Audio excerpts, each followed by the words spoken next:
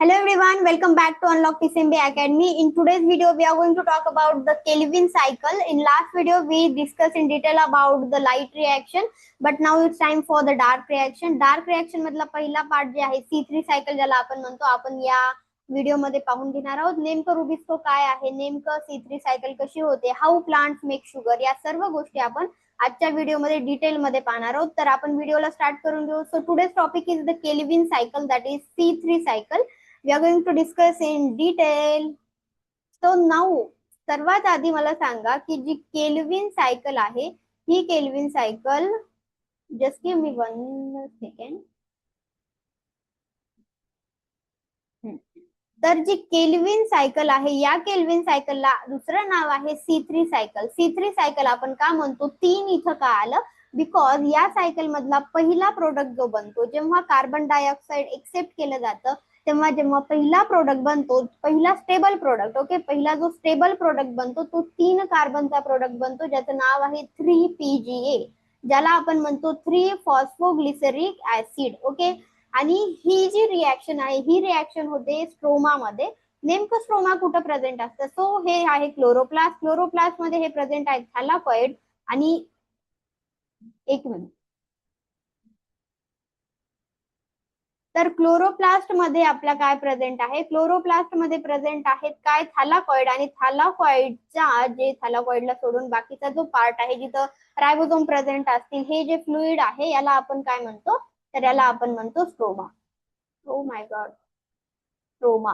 ठीक आहे, तर हे जे स्ट्रोमा आहे, या स्ट्रोमा मध्ये डार्क रिएक्शन परफॉर्म होते. इथं डार्क रिएक्शन होते, केल्विन सायकल इथं परफॉर्म केली जाते. आणि हे जे ऑब्झर्व करणारे जे सायंटिस्ट आहेत, त्या सायंटिस्टचं नाव आहे Melvin kelvin, CAL, sorry for this, Melvin kelvin. So that's Y त्यांच्या नावावर ना केल्विन सायकल आली. ते बाबा म्हणले असतील की ठीक आहे, माझ्या नावावर ना सायकलचं नाव देऊन टाका, म्हणून इथं काय आलं, केल्विन सायकल आपण त्याला म्हणतो.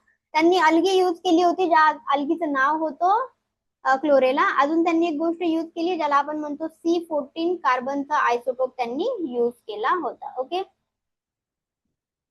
याला आपण युनिव्हर्सल सायकल सुद्धा म्हणतो, कारण सर्वात जास्त प्लांट्स मध्ये आपल्याला ही सायकल पाहायला मिळते, केल्विन सायकल आपल्याला पाहायला मिळते.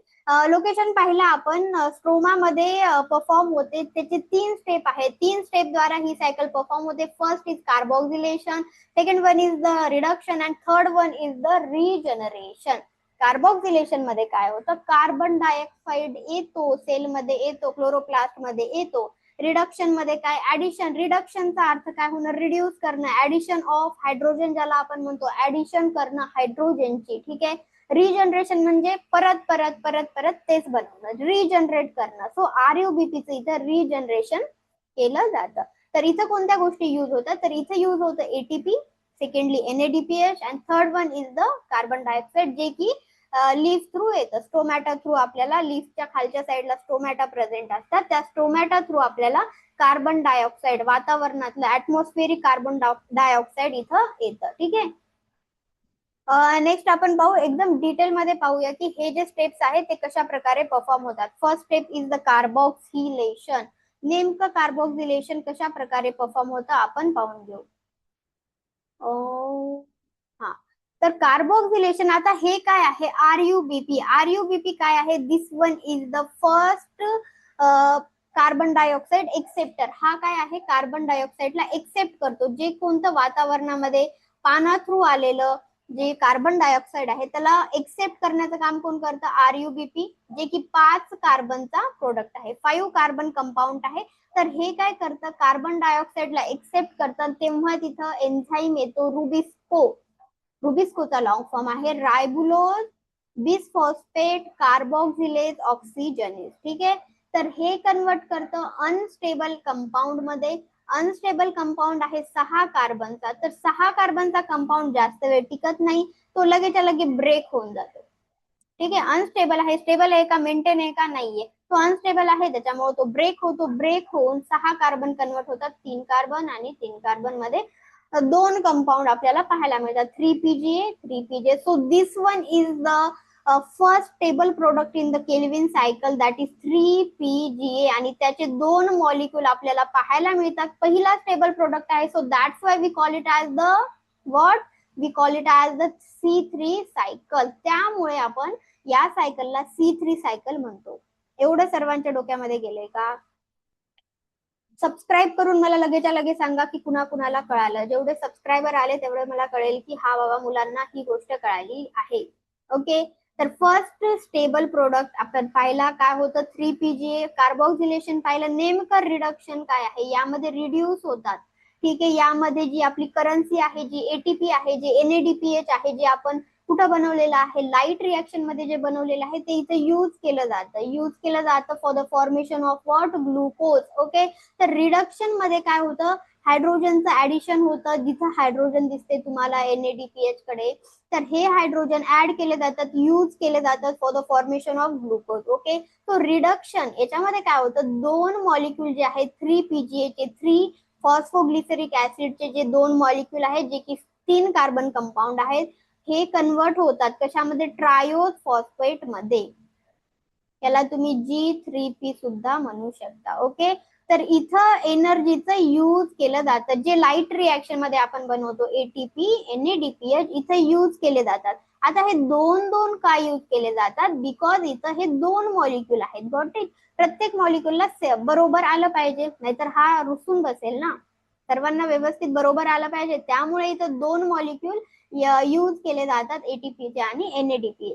ATP प्रोव्हाइड करते, ज्याला आपण म्हणतो ऍडोनिसिन ट्रायफॉस्फेट प्रोव्हाइड करते एनर्जी, आणि NADP चा यूज आहे हे रिड्युसिंग पॉवर साठी आपण त्याला वापर करतो. ओके, सो NADPH कन्वर्ट होतं NADP प्लस मध्ये, आणि कशात हे कन्वर्ट होतं, ट्रायोज फॉस्फेट 3 कार्बन कंपाऊंड मध्ये हे कन्वर्ट होतं, ज्याला G3P आपण सुद्धा म्हणतो, किंवा PGAL सुद्धा आपण म्हणतो, पागल. ठीक आहे, next is the regeneration step, आणि यानंतर इथून ग्लुकोजचं फॉर्मेशन केलं जातं, ग्लुकोज फॉर्म होतो. ठीक आहे, ट्रायोज फॉस्फेट पासून ग्लुकोजचं फॉर्मेशन होतं.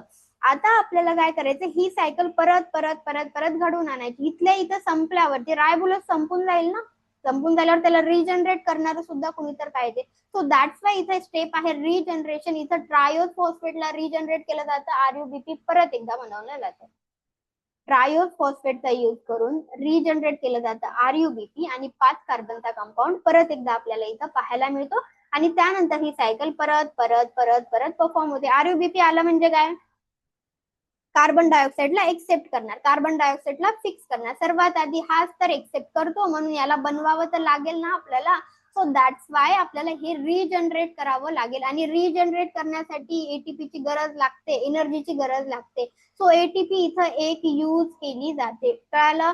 आता मला सांगा, 2 ATP इथे यूज झाल्या, आणि त्यानंतर 1 ATP इथे यूज झाली. ठीक आहे, 2 ATP 1 ATP म्हणजे किती झाल्या ओव्हरऑल, तर 3 ATP आपल्याला इकडे घेतो मी, 3 ATP भेटले, आणि 2 NADPH झाले. म्हणजे 3 ATP आणि 2 NADPH जे की एका कार्बन डायऑक्साईडच्या फिक्सेशन साठी यूज केले जातात. Got it? सर्वांना या 3 स्टेप कळाल्या का? मला लाईक करून तुम्ही लगेचच्या लगेच सांगू शकता.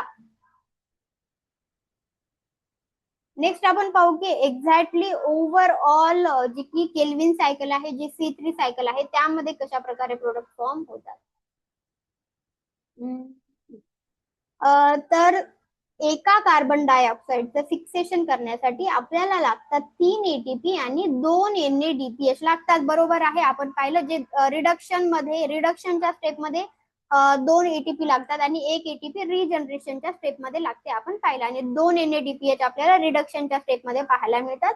कशासाठी? एका सायकलसाठी, एका CO2 मॉलिक्यूलसाठी. ओके, पण ग्लुकोज काय आहे, ग्लुकोजचा फॉर्म्युला काय आहे, C6H12O6. याच्यामध्ये कार्बन किती आहे? 6 कार्बन आहे. So we have 6 carbon compound, so we have to perform 6 cycles. Okay, so this one is first cycle, this is second, third, fourth, fifth, and this is sixth cycle. तर हे 3 ATP 2 NADPH एका cycle मधनं बनले, तर 6 cycle मधनं किती बनतील, तर हे बनतील 18 ATP आणि 12 NADPH. तर एवढे 18 ATP आणि 12 NADPH आपल्याला यूज केले जातात 1 ग्लुकोज मॉलिक्यूल बनवण्यासाठी.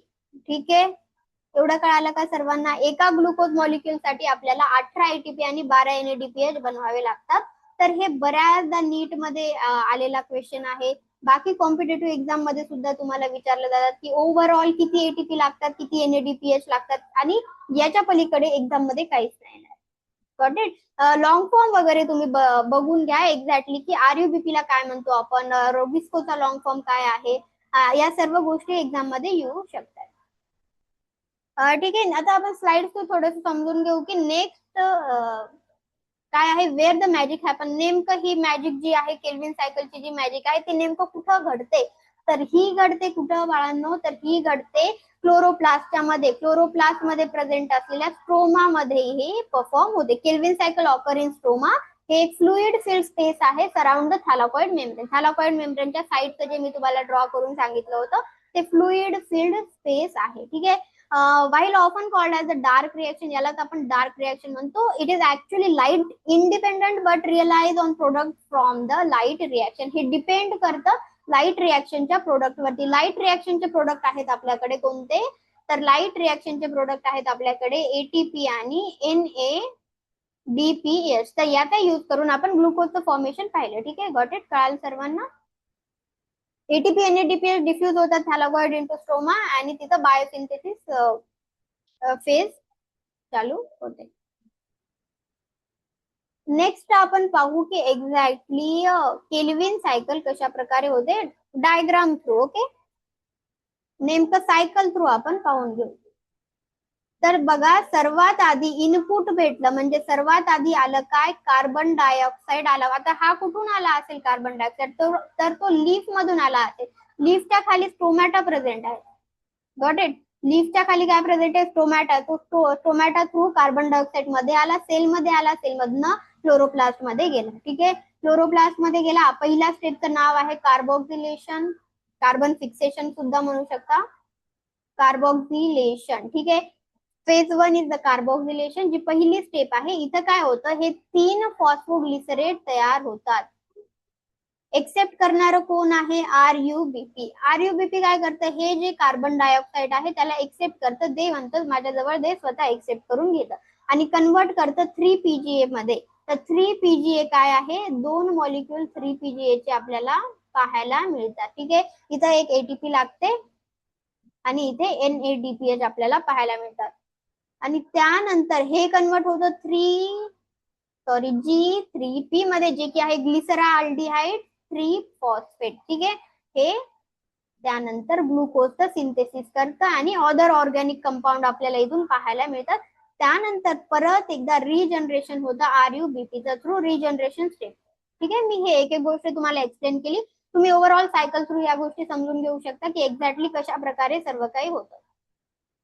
मला वाटतं सर्वांना सर्व गोष्टी क्लिअर झाल्या असतील आणि काहीही डाऊट असेल तर मला कमेंट सेक्शन मध्ये तुम्ही सांगू शकता की एक्झॅक्टली मॅम मला ही गोष्ट कळाली नाहीये.